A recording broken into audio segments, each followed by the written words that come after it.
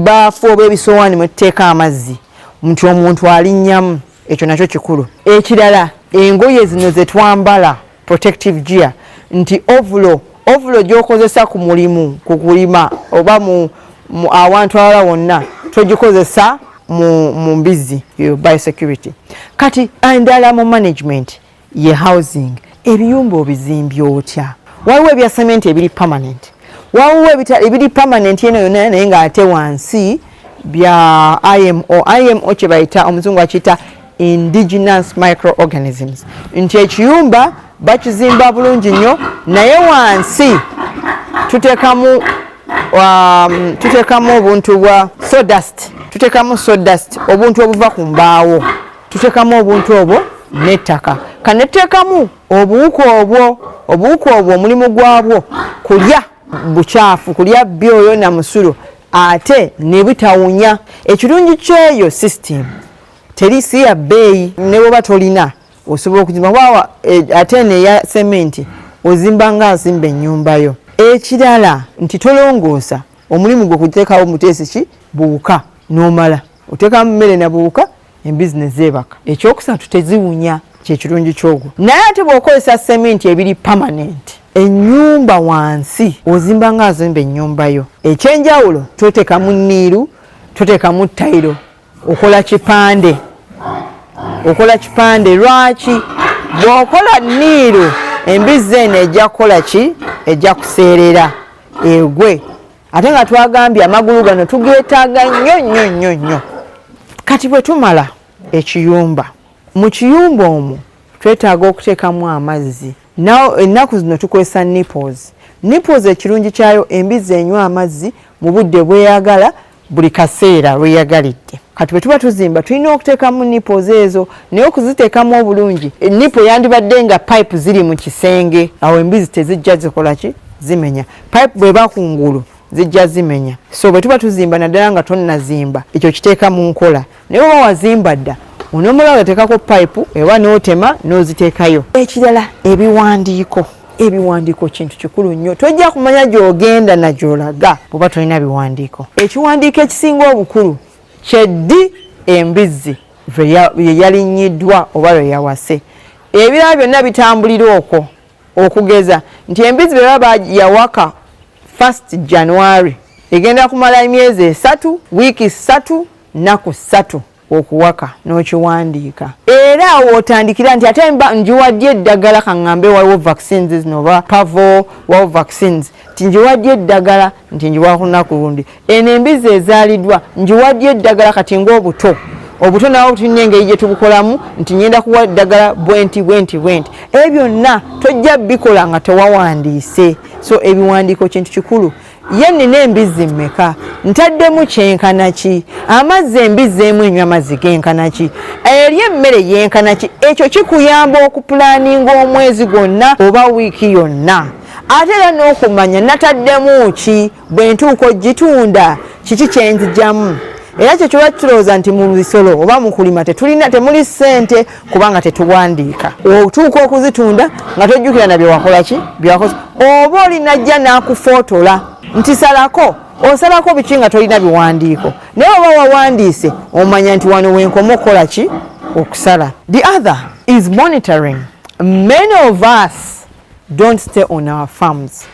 Very good if you don't stay on your farms. But if you don't stay on your farm, how do you monitor the activities on your farm? Are you a telephone farmer? How often do you go there? And if you're not able to stay on your farm, then get the right people to look after your pigs. Get professionals because they will help you. They will tell you, you do ABCD, you're going to receive this. The challenge we have, we put money in our farms and that's it. We don't go there, we go there over the weekend. Monitoring is very important because that's when you see all these nitty gritties. Something is amiss. Okay? Ekirala ke katale. Kati embizzi zimala kuzaala ntaya bannaye akatale wandibadde nga tonnatandika kulunda mbizzi ng'omanyi gy'ogenda ozitunda. Era ogenda kutunda mmeka buli ddi, kyokuyamba okutetenkanya. Lwaki batufootera ffe abalunda embizzi nti otuuka ekiseera tolina biyumba bingi, wazimba butono, abaana bangi, tolina wabiteeka n'ogamba gundi ngula embizzi zange. Tewazimba bulungi ebiyumba ebimala n'akatale kakulemye tomanyi olina okuba nti wogenda mu mbizzi omanyi gy'ogenda okutunda era omanyi ki ky'ogenda okutunda nti anze ngenda kutunda bwana buto oba ngenda kutunda za pooko oba ngenda kutunda nkulukulu. So market is very important, and that is the first reason. Actually, after your passion, you're like, next thing, where is my market? The challenge we have, we put all these things in place, and then market is the last thing we think about. Find out, and before you keep the pigs, what are you going to do? Are you going to sell piglets? Are you going to sell gilts? Are you going to sell pork? You have to know. Are you a breeder or are you a pork person?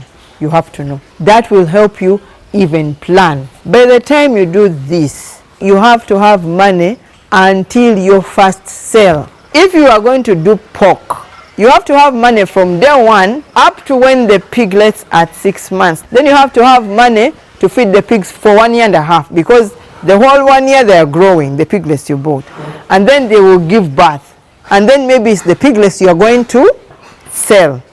So it is very, very important to have food or to have money that is going to feed the animals until your first sale. All that is management. But in the housing still, there are different types of management. Here we have a farrowing house.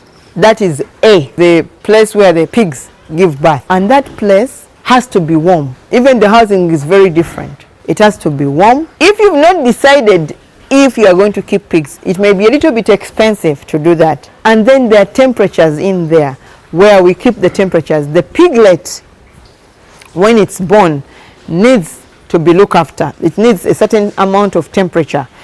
When they are taken into the farrowing house, she gives birth. When she gives birth, she will give birth to piglets when they are 1 to 2 kilos. And then afterwards, when they are 1 to 2 kilos, they will suckle for 28 days. When they suckle for 28 days, we wean them at 8 to 12 kilos, depending on the litter size. When they are born, we shall give iron, we shall teeth clip, and we shall tail dock. We give iron because the mother's iron and the mother's milk doesn't have enough iron. We teeth clip to prevent the piglets from hurting the mother when they are suckling. We tail dock because when we mix them at weaning, they bite each other. But also it helps them become stout. And then after 28 days, we wean the piglets and take them to another section we call the weaner's house or the nursery. In this weaner's house, they continue feeding on the creep feed, but you reduce it gradually, and then you put the weaner's mash. And in here, they stay for another 42 days.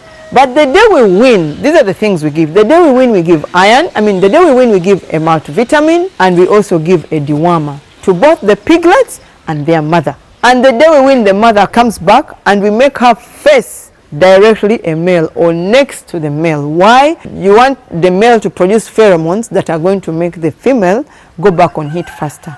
And under good management, this pig is going to go on heat 3 to 10 days after weaning. Kati bw'oba oyagala era okujongezaamu, tulina kasukali ke tujiwa. Kati nja kukozesanga sukali owa bulijjo. Nti at least oba oyagala kwegamba kwongera magi, waliwo hormones, kwegamba oyagala embizi eno edemu nteeko bulungi, tukawa akasukaali twandikozesa zandibadde grams 2 naye okugira okwangu 1/4 kilo paka weddamu okusala. Ekyo sukaali erina engeri gyekulamu nereeta hormones zino ezireeta amagi. Kaakati under good management, pigs don't fall sick. Under good management, pigs don't fall sick. Manage very well, feed well, you won't have any problem. So the drugs that you need to keep with you are a dewormer, iron, multivitamins, and wound spray or healing oil, period. Why wound spray? Because they can scratch themselves, by mistake they get hurt, that is it. These other drugs leave the professionals to keep them, because when an animal falls sick, is off feed, you call a vet and the vet will come, assess, take the temperatures. You can also keep the thermometer. Ekirala ky'osobola okwekumisa ebirala by'olina okuba nabyo ye kubanga tukola tuteeka amatu tulamba embizzi, olina okuba ne ear tag. Era eyo ear tag tugikuba nga tujjako mabeere tulamba nti kino olunaku gundi nawadde kino n'olamba nti mbizzi eno yazadde obwana bwe buti buno obwana nakano kava mu mbizzi gundi era kye tukozesa okutracinga kaŋŋambe nga wanguzeeko embizzi. Those are the things you need to keep, and a weighing scale, because you need to weigh the piglets when they are born, because you need to know, am I feeding, if I'm feeding the right amount of food and the right food, is it giving me the results I'm expecting? How will you know the weights I'm talking about? You have to weigh. So you have to have a weighing scale. Those are the things you need to keep with you. So another thing you need to have is a pig restrainer. That one we use, and so that when you are dealing with the pigs, or you want, a doctor is coming to inseminate them, a doctor is coming to treat them, it is very easy for both of you. There's no danger for the pig, for the doctor, and you, the person, the farmer. So those are things you need to keep with you in piggery production. Otherwise, piggery production is very nice, and with good management, you'll make as much money as possible.